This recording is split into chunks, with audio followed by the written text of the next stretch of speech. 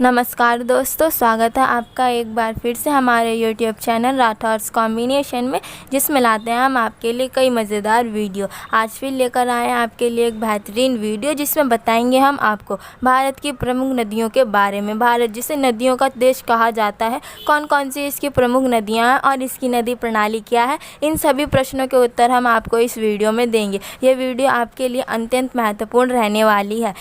तो दोस्तों, ज़्यादा समय बर्बाद ना करते हुए शुरू करते हैं हम अपनी आज की वीडियो। तो इस वीडियो में हम आपको भारतीय नदियों से संबंधित सभी प्रश्नों के बारे में बताएंगे। इससे पहले हमारे यूट्यूब चैनल को सब्सक्राइब कर दें और साइड में बेल आइकॉन के बटन को भी प्रेस कर दें, ताकि आपको हमारी वीडियो से संबंधित सभी नोटिफिकेशन मिल सकें सबसे पहले। तो दोस्तों, सबसे पहले आपको बता दें भारत की नदी प्रणाली। तो भारत नदियों का देश, जो आर्थिक एवं सांस्कृतिक विकास में प्राचीन काल से ही महत्वपूर्ण योगदान दे रहा है।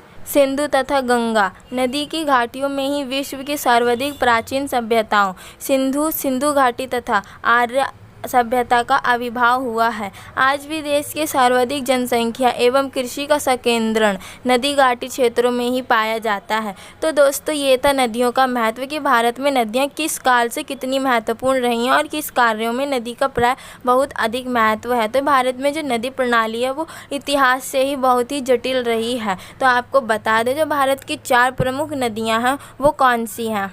इससे पहले आपको बता दें दोस्तों कि हम इस वीडियो में किन किन टॉपिक्स पर चर्चा करेंगे। तो विषय जिनकी हम इस वीडियो में चर्चा करेंगे: पहला, भारत की 4 प्रमुख नदी प्रणालियाँ कौन कौन सी हैं। दूसरा, भारत में कुल कितनी नदियाँ हैं। तीसरा, सदाबहार नदियाँ या सदा नीरा नदियाँ कौन सी होती हैं। चौथा, प्रायद्वीपीय नदियाँ कौन कौन सी हैं, इनकी क्या विशेषताएँ हैं। पाँचवा, हिमालय से निकलने वाली नदियाँ कौन सी हैं और ये कहाँ पर गिरती हैं। छठा, भारत की सबसे लंबी नदी कौन सी है, इसकी लंबाई कितनी है और ये कितने राज्यों से होकर गुजरती है। सातवां, भारत की सबसे छोटी नदी कौन सी है और ये इसकी लंबाई कितनी है, ये कितनी चौड़ी है और इसकी सहायक नदियाँ कितनी हैं। तो हम देंगे इस वीडियो में आपको इन सभी टॉपिक्स की पूरी जानकारी और पूरा परिचय भी, जिससे कि आपकी परीक्षा में आए किन्हीं भी प्रश्न के उत्तर आप आसानी और सरल भाषा में दे सकें। तो अब हम देखते हैं अपने पहले टॉपिक को। तो हमारा पहला टॉपिक है भारत की प्रमुख 4 नदी प्रणालियाँ कौन कौन सी हैं। तो दोस्तों, आपको बता दें कि भारत की प्रमुख 4 नदी प्रणालियाँ, नदियों के देश कहे जाने वाले भारत में मुख्यतः 4 नदी प्रणालियाँ हैं, जिसे हम अपवाह तंत्र भी कहते हैं। जी हाँ दोस्तों, आपको बता दें, अपवाह तंत्र से अभिप्राय यही होता है कि किसी देश में नदियों का कैसा जाल पाया जा रहा है, हम उसे अपवाह तंत्र कहेंगे।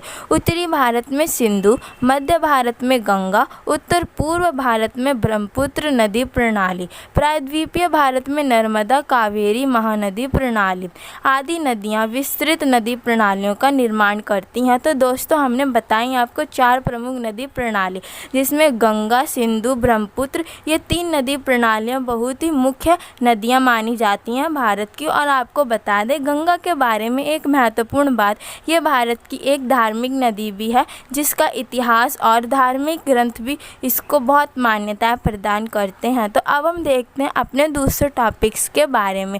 तो हमारा जो दूसरा टॉपिक है वो है भारत में कुल कितनी नदियाँ पाई जाती हैं। तो दोस्तों, आपको बता दें कि भारत जिसे नदियों वाला देश कहा जाता है, इसका इतिहास भी काफ़ी पुराना रहा है और इतिहास में भी भारतीय नदियों को प्राय देवी का दर्जा दिया गया है।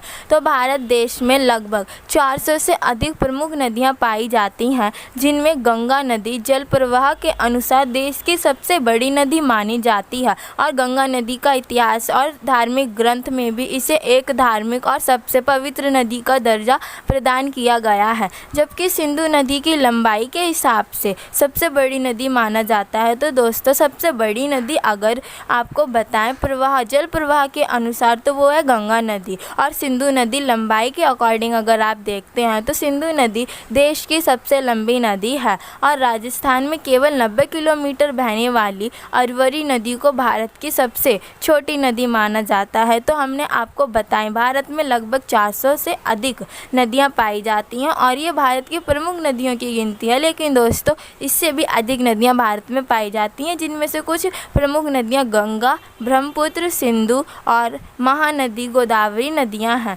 और सबसे छोटी नदी हमारी अरावली नदी है, जो प्राय राजस्थान में 90 किलोमीटर ही बहती है। तो ये थी भारत में नदियों की कुल संख्या जो हमने आपको बता दी। तो हमारा ये टॉपिक भी कंप्लीट हो गया है दोस्तों। आशा है कि आपको अच्छे से समझ में आ गया होगा कि भारत में नदियों की क्या महत्वपूर्ण भूमिका है और भारत में कुल कितनी नदियाँ पाई जाती हैं। अब हम देखते हैं अपना तीसरे टॉपिक को। तो हमारा जो तीसरा टॉपिक है वो है सदाबहार नदियाँ। तो सदाबहार नदियाँ और सदानीरा नदियाँ एक ही नदियाँ होती हैं।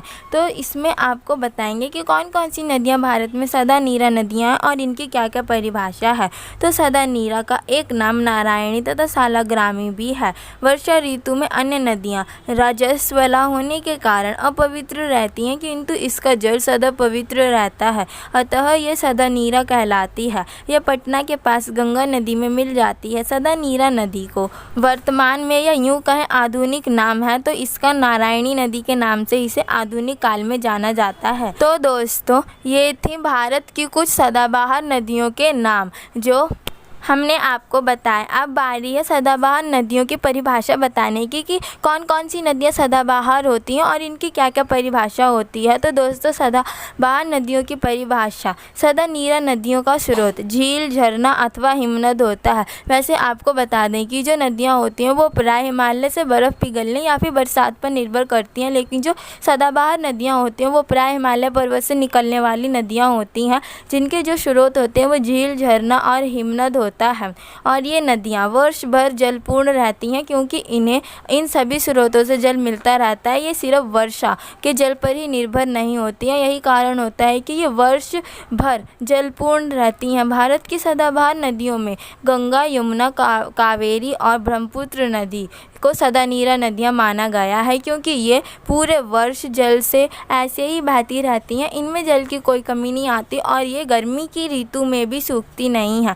तो ये थी सदाबहार नदियाँ, जिनकी हमने आपको परिभाषा और नाम दोनों बताए। अब हमारे अगले टॉपिक की बारी है। तो हमारा जो अगला टॉपिक यानी कि चौथा टॉपिक है वो है प्रायद्वीपीय नदियाँ। तो प्रायद्वीपीय नदियाँ कौन सी होती हैं? तो दोस्तों आपको बता दें, प्रायद्वीपीय नदियों को प्राय मौसमी नदियाँ भी कहा जाता है। जी हाँ दोस्तों, ये वही नदियाँ हैं जो प्राय ग्रीष्म ऋतु में सूख जाती हैं और बरसात पर निर्भर करती हैं। तो कुछ प्रायद्वीपीय नदियों का नाम हम आपको इस टॉपिक में इस वीडियो में बताएंगे। तो सबसे पहले जान लीजिए इनकी विशेषताएं। तो प्रायद्वीपीय नदी के निम्नलिखित 3 लक्षण होते हैं। पहला, प्रायद्वीपीय नदियां भारत की नदियां समतल भागों से होकर नहीं बहती हैं, इसीलिए इनसे नहरें नहीं निकाली जाती हैं। तो पहली जो विशेषता होती है प्रायद्वीपीय नदियों की वो यह होती है कि जो प्रायद्वीपीय नदियाँ होती हैं वो समतल भाग से होकर नहीं गुजरती, जिनके कारण ये नहरों का निर्माण नहीं कर पाती हैं। दूसरी, प्रायद्वीपीय भारत की नदियों में सालों भर पानी नहीं रहता है, मीन्स ये पूरी साल नहीं बहती हैं, ये मौसमी नदियाँ होती हैं। तीसरा, प्रायद्वीपीय नदियाँ भारत की नदियाँ टेढ़ी मेढ़ी नहीं बहती हैं, अर्थात विसर्प का निर्माण नहीं करती हैं। तो दोस्तों ये थी प्रायद्वीपीय नदियों की तीसरी परिभाषा, जो कि विसर्प का निर्माण नहीं करती है, यानी कि टेढ़ी मेढ़ी नहीं बहती है, एक ही आकार में बहती हैं। अब आपको बता दें भारत की मुख्य प्रायद्वीपीय नदियाँ।